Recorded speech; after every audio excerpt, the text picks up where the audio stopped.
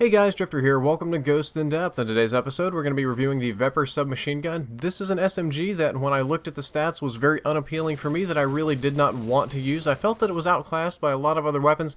However, after using it for a little while and playing around and finding my ideal class, which we'll go over at the end of the video, I actually like this SMG. This is now one of my permanent classes, and I would consider this my workhorse SMG, or one of my workhorse weapons. We're going to jump into the stats here in the beginning, and I'm going to show you kind of how I was misled by the numbers into disliking this weapon, and then I'll go over my class at the end and explain to you what I did like. Oh, the gameplay is mostly going to be TDM today, and we're going to have longer segments than usual because it was, well, quite good. First of all, it'll deal 35 damage in close quarters combat. It'll drop off to 20 damage at a distance. Your total damage drop is only 15, so it's a very consistent amount of damage. However, that is enough to drop you from 3 shots up close to 5 shots at a distance, so it'll be 3, 4, or 5 shots to kill, just kind of depending on how far away you are from the target. And of note, the 35 damage is barely guaranteeing you a 3-shot kill. If they're behind some cover or you have to wallbang them or something, it's going to definitely be a 4 or 5 shot. Headshots are 1.5x bonus damage, so just kind of depending on where you are and how many places you hit them and whatnot, that could be 1 to 2 less shots to kill. The 3-shot kill range is actually very low, even amongst submachine guns. It's only 13 meters, and 13 meters is approximately the same as 15 yards. It's not very far away. The 5-shot kill range is 18 meters, so somewhere in this 5-meter distance, which is maybe two or three body lengths, you drop from your maximum to your minimum damage. So it is a very, very fast and sharp drop off from optimum to minimum, and that would be very important to note that you it's going to be an all or nothing kind of gun here when it comes to damage. Rate of fire is 869 RPM, which is more or less middle of the pack for submachine guns. That's pretty normal, nothing to complain about or write home about there. It has a fast time to kill up close because it's 3 shots to kill and it shoots at a moderate speed, so the 3 shots to kill is nice. So it'll kill pretty fast in close quarters combat. At longer ranges, due to the 5 shots to kill, it's going to have a slower time to kill. It's not the slowest, it's not awful, it's not miserable, it's just slower than what I would say is ideal. So this is definitely a close quarters combat weapon. When it comes to recoil, it is high. Most of the submachine guns I'm going to class as having high recoil, but it's controllable. Most of the recoil is going to be vertical. It does have a left-right wobble. Some of the submachine guns only kick to the right or only to the left. This one bounces back and forth, left and right, so correcting it horizontally is not a good idea. You'll probably overcorrect, but if you just worry about your vertical recoil and just keep pulling your stick down or your mouse down to keep those iron sights or dots or whatever on the body, the left-right recoil will mostly cancel itself out and you can control it. It's not super easy to control, but it's not terribly hard either. Like most of the other submachine guns, it has good hip-fire accuracy. It's basically the same as all of the rest of them. All of the SMGs have good hip-fire, so don't feel bad at all about hip-fire spraying people, especially if you have steady aim, which I'm running in this video and which I'm going to recommend. Aim down sights time is 0.2 seconds or 200 milliseconds. You can do it 5 times in 1 second, however you want to look at it. Pretty normal for submachine guns. It does, however, reload slower than a lot of submachine guns. Your empty reload, if you burn through all 42 of your bullets, is going to be 3.7 seconds. That's the entire animation. The full reload is 2.9 seconds, and the cancel is 1.8. And I had a fellow kind of like call me out in the last video. It's like, why do you even talk about cancel times? Nobody cancels.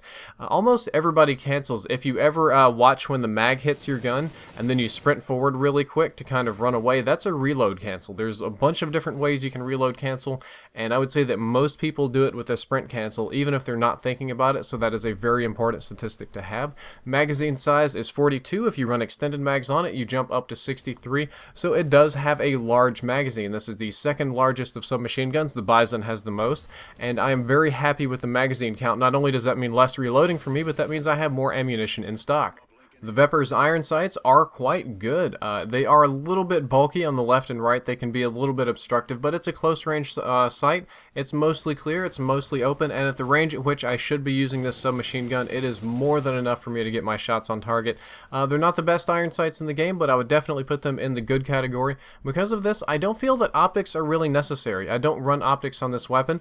If I do run optics, for whatever reason, I know this makes no sense, I don't run the red dot sight. I actually run the EOTech, and I do this because I've picked up a couple of EOTech Vektors. I don't know what's with you guys running EOTechs on your VEPRs, but I liked it that way. I was very comfortable using the EOTech, which is kind of odd because I don't like it on anything else, but generally speaking, I would run no optics if I were just building this on my own. The overall consensus of this weapon, my view on it, is that it is a jack of all trades and master of none. It has a lack of specialization. It's not dealing the highest damage, it's not the lowest, it doesn't shoot the fastest, it doesn't shoot the slowest, it doesn't kick the most or kick the least or have anything particularly special about it other than the fact that it has no weaknesses. But having no weaknesses, you also have no particular strengths. So it's a very sort of general purpose submachine gun. I prefer things with strengths and weaknesses or more eclectic guns, and I do believe that it is mostly outclassed by the MTAR, with the exception of one thing. It has much better iron sights. The MTAR I pretty much have to run optics on because the iron sights I find to be god-awful and I can't use them.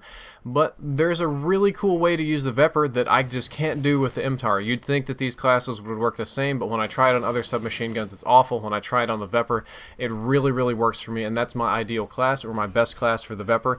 I run foregrip and rapid fire. Rapid fire has no range penalties in Call of Duty Ghosts. You don't lose range like you did in Black Ops 2, so your range is normal and you shoot faster.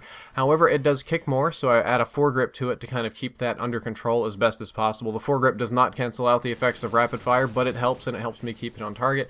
Ready up and steady aim for that fast recovery from sprinting and hip fire. Ready up also stacks with quick draw, which I use to snap to aim down sights really fast, and for whatever reason, even though it has good hip fire, my nature with this weapon is to treat it like a COD 4 AK-7U and aim down sights really fast. I also run hardline because I like my assists. At longer ranges, I'll probably nick people and other people will finish them, and it's nice to get a guard dog at 4 kills. I run assault streaks, guard dog, helicopter, juggernaut, that support thing that follows me around, that kind of stuff. And for tactical, most of the times in gameplays you see me running concussion.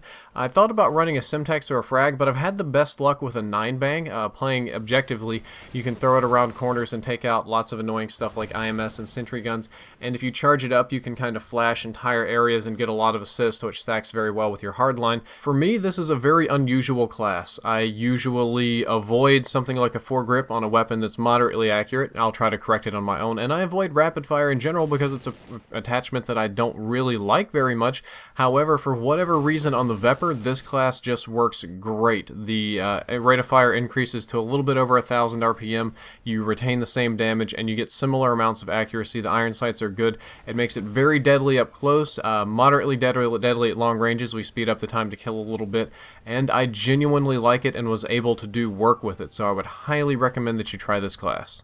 Well guys, that's all for this episode. I hope that you enjoyed it, and I hope that you learned something useful. If you'd like to check out my previous episode that was on heavy duty, you can click the box on the left. That'll open a new window. If you'd like to check out the next episode, that's going to be on the Vektor submachine gun. That'll be live in a day or two. You can click that box and it'll also open in a new window.